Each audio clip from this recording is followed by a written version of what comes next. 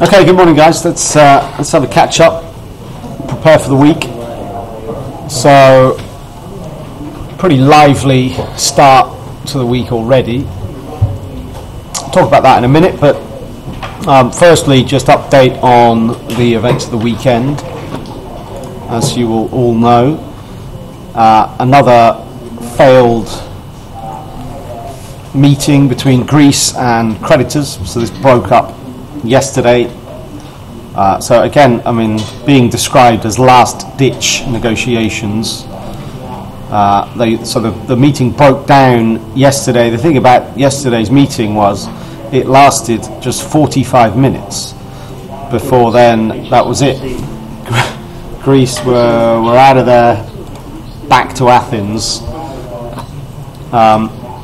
And this now really tees up the big meeting on Thursday, which is where the Eurogroup will meet. Draghi will be there, Lagarde will be there. You're going to get all the main players in the room, maybe for the final showdown, which is most likely going to see Europe deliver a take it or leave it deal. And as it stands, I'd be under the prediction that Greece will leave it, and I think that this is going to be a very big week indeed for this process. It may well not be the final straw, but I think we'll get a much clearer idea after Thursday whether or not Greece are defaulting or whether they're going to do a deal and remain to be funded. And I would choose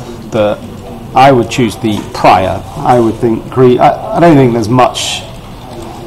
Just thinking about it more over the weekend, I don't think there's really much point Greece agreeing to a take it or leave it deal. They might as well just default and let's just get on with it. I think the thing about it politically is that Tsipras, fortunately for him, has only just been elected, and he doesn't have another. He's in power unless something extraordinary happens.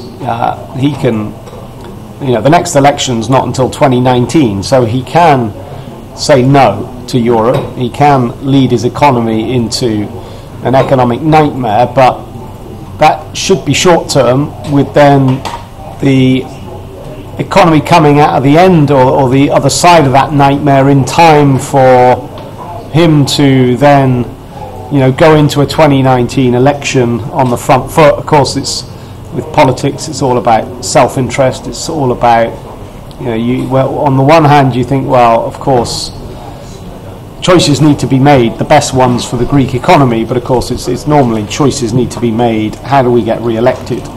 So I actually think Greece will say no. I think we'll get capital controls, and then I think we'll go down a path where we're not quite sure where it leads. So this is a big week. And it's a big week not just for Greece. So you're going to get headlines on Greece every day with the big meeting Thursday. It's not just a big meeting for Greece. I put into the Hotcom room there the highlights. There's actually a lot of data this week. Today, Empire Manufacturing, industrial production from the US. We've got comments from the likes of ECB's Weidmann. We've also got Draghi talking. Tomorrow we get important data from Germany in the form of the ZEW survey. We also get German inflation. We get UK inflation. Building permits and housing starts numbers from the US. Wednesday is, focus on the Fed, FOMC day, and the latest meeting. And this is a meeting where Yellen will have a press conference, and if they want to raise rates in September, they've really got to start paving the way for that this week. If they don't want to raise rates in September, again, we're going to get key insight into that scenario this week. Then Thursday, it's the big meeting, the Greek meeting. We've also got the ECB ruling on the ELA, or actually I think that might even be Wednesday, but really, the ECB's role in this Greek negotiation is very important. Will the Greek banking system stay alive or not? It's basically entirely up to Mario Draghi and his team. So that's Thursday. Friday, quiet, relatively. with actually not much data at all. But this is a big week. Now, you saw what happened at the end of last week. We definitely got some risk off, and some proper risk off. Some proper risk off for the first time in a long while, I think. If you look at the equity markets, top of my screenshot, the S&P traded lower, about 0.7% down. European stocks got hammered. They bounced quite nicely, but real heavy downside in the early part of the afternoon on Friday, as just further fallout from Thursday's news that the IMF had pulled out of the talks and gone home. That's the talks with Greece, of course. So heavy downside on stocks. Now, what was interesting is what was happening elsewhere, because bonds rallied, and quite interestingly, within the Eurozone long duration bond space, for the first time you had a bit of divergence with bond yields dropping, the safe haven bond pushing higher in terms of price, yields dropping, and then you had the peripheral yields going the opposite way, which is actually not really something we've seen for a while. And we haven't seen that because of another important update we're going to get this week, and that's inflation. Here's the inflation chart for the Eurozone, and we're going to get numbers on this on Wednesday. And actually, let me see if I can just get a forecast for that. One sec.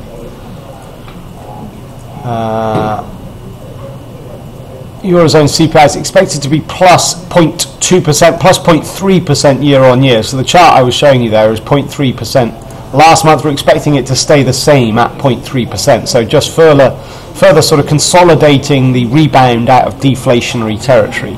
So this has been a very important chart over the last couple of months, as investors get more and more reassurance that the deflation trap has been avoided. Now, this is why the euro has been so stubborn in terms of devaluation because of Greek risk. Well, it just hasn't. It hasn't happened. And even though we had some downside, certainly this morning, the euro opened lower, traded down to the 112 handle, but check out the rebound here. We've closed the gap to Friday sort of evening's low. And if you just go to a daily chart, this is why it's so hard to trade the euro at the moment, when you've got Greek risk all over the place, leading to pretty steep downside for European equities. The euro stays strong. If you think about it, it's because of that counter force between the reversal in inflation outlook in the Eurozone, providing support for the euro, but then the Greek risk, obviously a negative factor. Then you've got to add in the fact that it's not just the euro in this market, it's the dollar. And it's a very important week for the dollar when you're thinking about the Fed and the timing of liftoff. Really important. So I think actually this week coming up, we are just about to begin a week that could really define the whole summer. If we get two key answers, one on are the Fed going to raise in September, and two on are Greece going to remain in the Eurozone. If we do get answers to those two this week, well then that really can shape the rest, the months ahead. So I think it is a very important week. Let's just have a look. I'm just going to show you the data calendar for today, and then we'll just have a look around the markets. So let me just go back up. I put in the highlights for the week in the hot corner room, so let's just focus on today. And we do have data coming this morning, nothing major. Italian CPI, we get trade balance out of Europe, and then into the afternoon, a bit more interesting with Empire manufacturing and industrial production data from the US. We've got a hell of a lot of speakers. I think probably the most important event today could well be Draghi's speech at 2. We're going to get Nowotny and Pryor and Weidman before then. So you're getting the ECB are on overtime today. As you can see, it's going to be a busy week for these lot. So perhaps Draghi's speech at 2 could well be the most important, along with some of that US data, which is looking interesting. On industrial production, we're expecting plus 0.3%, so that's a rebound on last month's minus 0.3. Empire manufacturing, we're expecting, it to remain down around 0. We're expecting 5 on that print. So this is the lineup for the session. We've had some quite key sort of breakouts this morning where markets have opened. If we just look at the Bund on Friday had that period to the upside, that risk-off phase where European stocks were under heavy pressure. The Bund lifted up through Thursday's high and then came into contact and tested the June double. Well, no, sorry, not the June double top. The 4th and 5th of June double top around 151.28. That's capped the upside Friday.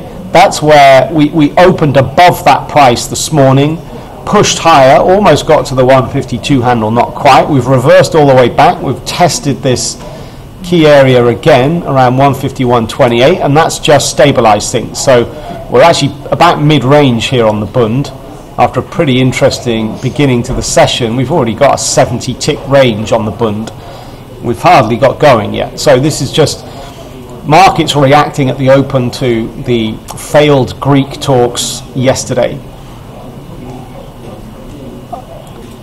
With regard, thinking about some Greek assets, the Greek stock market is down 6%. 2-year Greek yields up well over 1% already. If we look at let's look at the DAX here, and let's just zoom in a bit, because it has been, the market opened, dived down below the low point that we had on Friday, tested the 11,000 handle, which is, an important milestone, and we chopped around then. We had a go at pushing back and almost got back to the opening level at 11,100, but not quite. Now things are looking a little heavy again. I mean, I would certainly be thinking about these markets with a risk-off bias as we head into this very important week, and we started off with a failed meeting last night which lasted just 45 minutes. So stocks opened lower, tried to rebound, that failed. Now they're looking a little vulnerable again. The Bund also opened higher, tried to reverse, that's failed, and is perhaps now looking a little bit more comfortable up above that key price point that is 151.28. If you think about the S&P, well, the S&P had a pretty negative session, of course, Friday, opened lower because of the Greek developments, traded up to test Friday's low, which was a key level on Friday, 2082, and now we're reversing back. If you look at the daily chart for things like the S&P, well then, all my lines have disappeared. Okay, that's useful. I think that on the downside, let me just add a few lines in here. I think on the downside then, of course, the low from last week's, the first hurdle, I've added a trend line in here. It's not amazing. We did break that on the 9th of June, but closed back above it, importantly. So I guess this trend line to a degree is still in play. But certainly last week's low down at 2061. Then you got 2050, which is the May low. So these are the kind of price points to look for. And, sure, the Greek situation is distracting us. It's taking up most of people's attention, but that will switch on Wednesday. You can't stress enough how important the Fed meeting is on Wednesday. We're getting into almost, it's not far off the halfway point of 2015 now. So if they're going to hike this year, they're really going to start to have to communicate to us in a little bit more detail about when this year that hike's going to be. So I think the euro is looking like one of the hardest markets here. I think we're going to get short-term movement off key Greek headlines as they come in, although expect negative ones, I would say, until Thursday. We're going to get key inflation data from Europe this week, and if you get another beat on Eurozone inflation, if inflation comes in above 0.3%, let's say it comes in at 0.4 or even 0.5, well then that just adds weight to this idea that the deflation trap's behind us, inflation is now reversing back higher. You could say it's a measure of quantitative easing doing its job, and so this ultimately can be important for the euro's value, of course. If you get a dovish Fed on Wednesday, well, forget about euro dollar moving lower. if the Fed indicates September's not likely, well then there's more weakness for this dollar, and it doesn't matter what's happening in Greece. So I think it's quite a tricky balancing act for the euro dollar, particularly this week, with these key themes coming through. So importantly, let's just have a quick look at oil here. Oil's been drifting lower back end of last week into today. We just hit $60. We've got a bit of a trend line going on here, which has just capped the upside this morning. We've got Friday's low that, as well, I guess overnight formed a bit of a midpoint for the sort of chop zone. But certainly oil slid, from almost $62 down to $60 at the end of last week. And if this market confirms a move below 60, if we just look at the daily chart, just bear in mind what this 60 level is. It's basically the midpoint of the range we've been in for the last 2 months. So, really nice confirmation of the top of the range on Wednesday last week, and perhaps expect this market to track back towards $58. Of course, the US dollar's behavior this week will certainly shape direction. As it is, we're on the back foot, just off news from the EIA really at the end of last week, indicating that output from the likes of Saudi Arabia and Iraq are pushing higher. Indeed, we got output from the US ticking higher last week as well. So this has helped to just cap the upside, confirm the top of the range, and targeting 58, if not 56.50, is the key low of the last couple of months' range. So this is maybe what we're aiming for as we go through this week, but it will depend, of course, on the dollar. If you get a hawkish Fed, well then certainly that's going to help push oil down towards the bottom side of this range. So that's it. What else? Not much else. I look at gold here. I haven't really talked about gold for a while. This is a market that's just bumping along the bottom, is probably the best way to describe it, over the last few months, really failing to get anything going, well, in either direction, I guess. We did have that phase mid-May where it started to look a little more interesting, breaking up to the highest point seen since February, but that then all got given back as we tracked into the end of May, start of June. So gold's looking still very sorry for itself. It's looking very lackluster. So somebody needs to get the buffer out and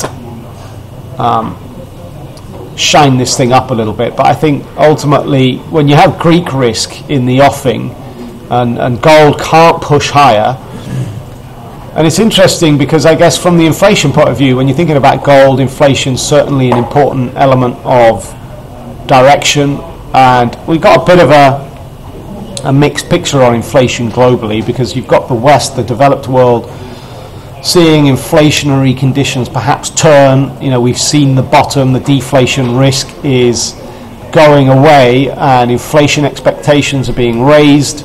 It's just that inflation expectations, in the grand scheme of things, are still very low. They're just a bit more positive. But you're not seeing that in emerging markets. You're still seeing a deflationary spiral. So, and you could say, well, hang on, we've got loose monetary policy across the planet, apart from in the US perhaps, and you could say, well, that's got to be positive for gold as well. We've got ECB QE in the mix here, we've got Japanese QE, we've got interest rate cuts. I think we're up to 51 countries have loosened monetary policy this year, and yet still gold flagging. So it's difficult to see what can actually get this market on the upside. Maybe it will be a Greek default. Maybe it'll be, a continuation of the reversal of, or an acceleration of the reversal in inflation in the Western world. But as it stands, it's looking a little bit sorry for itself. Okay, so let's see how we get on. Just on the timings for today, then, just as a reminder, I'll bring in the calendar again onto the screenshot. Some minor data from Italy, CPI in 3 minutes. We get trade balance out of Europe at 10. But the more interesting stuff will be Empire Manufacturing at 1:30, Mario Draghi at 2 o'clock, industrial production at 2:15. All right, that's probably be the highlight of the session. Outside, of course, any surprise Greek headlines. And if you think about last week, all the big moves came off Greek surprise news. So be on your toes. Make sure you're plugged into the news feed and be prepared to act. And what market? Well, let me ask you, what market would you choose? What would be the best asset to trade off Greek headlines? Positive or negative? Type in the room. What's the best asset? What's the asset that will have the cleanest unidirectional move?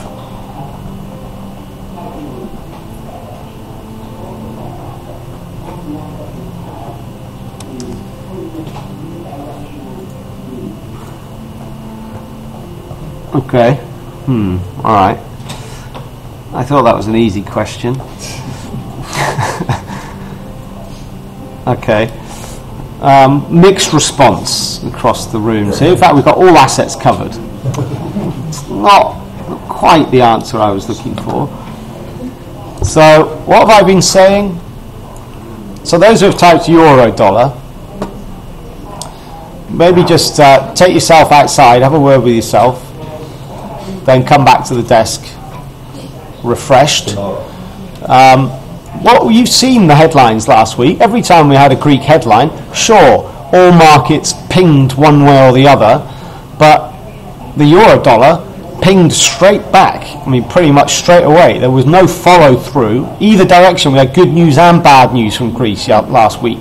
The euro made a knee-jerk reaction, so bad news, it spiked lower, but then it immediately retraced. That's not a trade. Well, it's not a trade. You know, unless you want to get run over, thinking that, right, bad news, the euro's got to devalue, right, we've seen a spike lower, that confirms I'm right, quick, let's get short. That's a recipe for disaster. Don't forget the inflation effects, don't forget the euro's failed to sell off meaningfully on any of these headlines. Equally on the positive side, positive Greek news, is the euro going to sustain a move higher? Probably not. The market is equities, okay?